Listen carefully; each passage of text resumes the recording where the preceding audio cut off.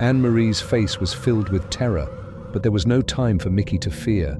They had to get the hell out of that part of Los Angeles. When they turned and ran uphill, they fought the heavy winds which fought a stronger war against them, as if each gust was gaining strength from their fears.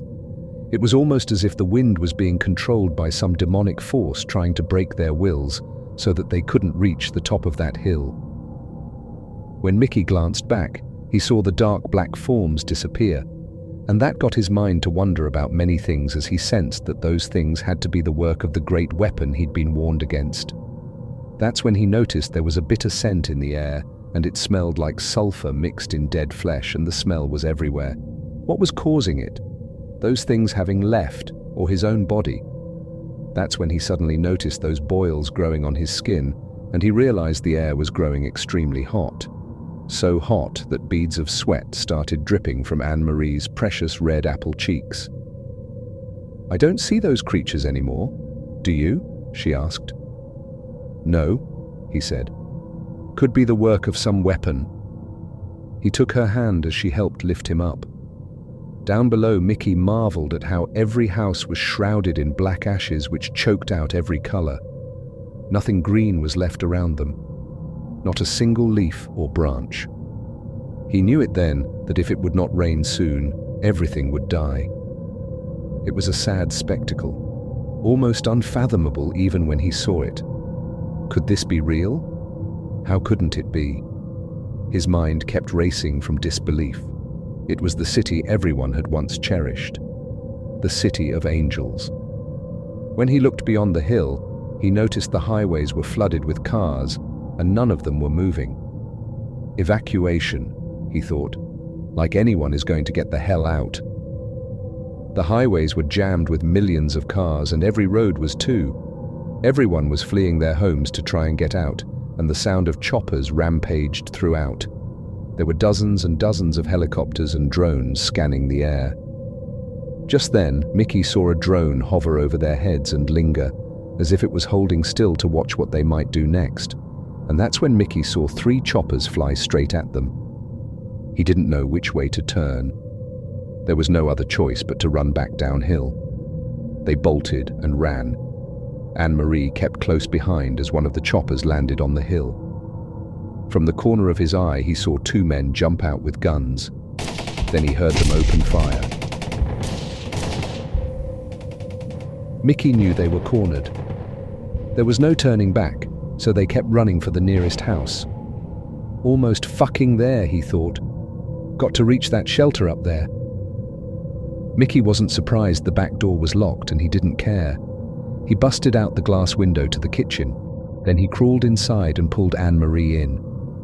Just then, an array of gunshots blasted out and splintered into the walls. Another helicopter sound rattled the ceiling tiles over them. Suddenly a voice called out from the chopper. "Come out now with your hands up. I repeat, come out now with your hands up." Mickey leaned out the window and yelled, "Why? What have we done?" A voice yelled out. "Heretics! You failed to report last night to the evacuation centers. No one's supposed to be off the highway as ordered by Central Control." Mickey noticed 2 men running down the hill. They were dressed in green camouflage and held guns. He knew those guys weren't going to ask questions. They were coming to kill. "What are we going to do?" Anne asked. And then something happened, as if done by design, the timing of the first earthquake jolt which hit the hill. It was a quick strike without warning, which rattled the walls and windows and sent every bookshelf down. One hell of an earthquake, and a fucking big one too. Mickey and Anne hid under the table. That's when the wooden beams shook violently and a basket of clothing slid into his chest. He braced the legs of the table when he heard millions of screams echoing from outside. It was a long and loud serenade of pain and suffering, dismay and despair, as the sound of the chopper's blades faded overhead and the tremors of the quake cracked holes in the ceiling and walls. Shattered glass hit the floors as Mickey grabbed a towel and sheltered their heads. The place shook and shook for what seemed like hours, but it had only been about a minute. After the tremors calmed, Mickey crawled out to see if those 2 thugs were still coming for them. LA was a wreck. full of explosive sounds and gas and smoke and fire blazes everywhere, and I mean fucking everywhere, and there was no fucking sight of anyone, just the nearby helicopter chopper burning in flames with a dead body inside no longer flailing its arms or waving a fucking gun at Mickey. Anne clutched his arm and buried her head in his chest. It's terrible, Mick, horrible. LA was on fire. The highways were crippled and cut in half. Thousands of cars were going up in smoke. Mickey heard explosions everywhere and saw plumes of black smoke shoot up into the air. Not a single highway structure stood undamaged, and every house was on fire. Just then, Mickey noticed the smell of natural gas flooding the air, and he feared his area might catch a spark and fucking go up in smoke. Outside the window, water pipes were busted open everywhere and water geysers were spraying up, and that's when Mickey saw a massive flood moving down from the Hollywood Hills. A huge flood of water was running downhill straight for Hollywood. That's when he realized the walls to the Hollywood Dam had split right open, and all that fucking water was headed straight for the city and homes. The tumbled ruins of its concrete walls were scattered down the hill. Then he heard the roaring sound of the great flood which rolled over every house in its path. Nothing stood in the way of such raging fury. In no time, those roaring waves washed over Sunset Boulevard and headed straight for downtown. All of that fucking water was on a death mission. It had its revenge to seek for being held back all those years.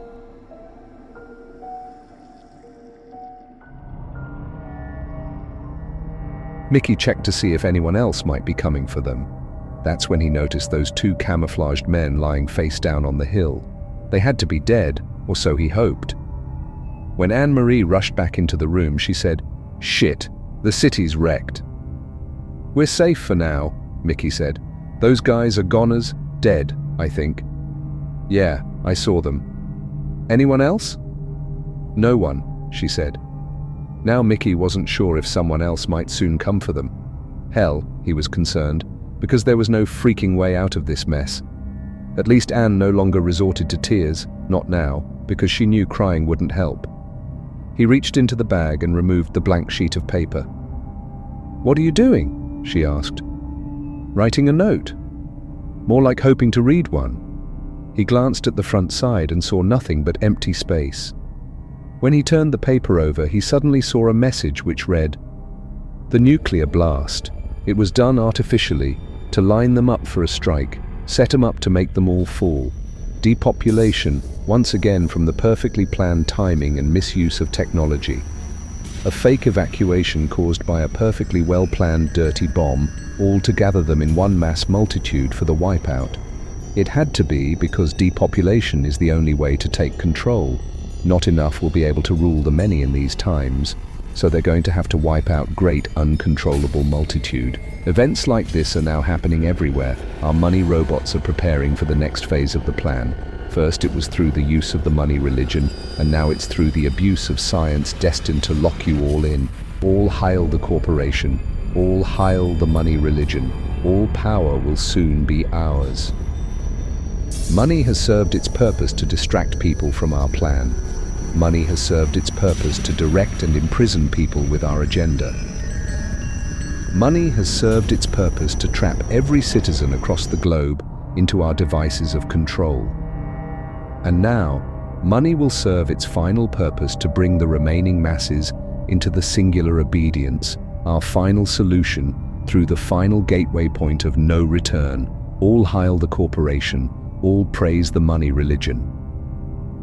That was when the page went blank and Mickey couldn't see any words, and then he told her what he just read. But she did not believe him and instead accused him of experiencing a temporary madness and delusion. No, no, no. The paper was blank the entire time. You're seeing things, Mick. What are you talking about? But I read the message. It was there. It was all in your head. No, it wasn't. I'm fucking telling you, it wasn't in my fucking head. I saw it there, I did. After he sat on the couch, utter silence prevailed, as Anne reached for a rag and plucked up each piece of glass from the kitchen floor. Later, she brought a plate of cold cuts, canned goods, and bottles of water. They both tried to clear their minds as they sat and ate, both of them fighting back the nausea with each swallow because the first bite of the food was repulsive, and they still felt sick from the radiation. They both ate anyways, even if it meant they were going to vomit later. Thank God, he thought, after he found a bottle of Pepto-Bismol in the bathroom cupboard. The liquid was as pink as tulips as they swigged the medicine down between bites of food. For a while it worked its magic, enough to keep the food down. "It works," Anne said. "It kills the nausea for me too." So much for escaping, Mickey thought. It's a good thing they didn't wind up like all the others out there, fried by a nuclear blast and drowned out by flood. What to do next, he just didn't know. LA was destroyed. The city was still burning and you could smell it. All of those natural gas lines fueling a non-stop blaze. It was terrible, wretched, hopeless.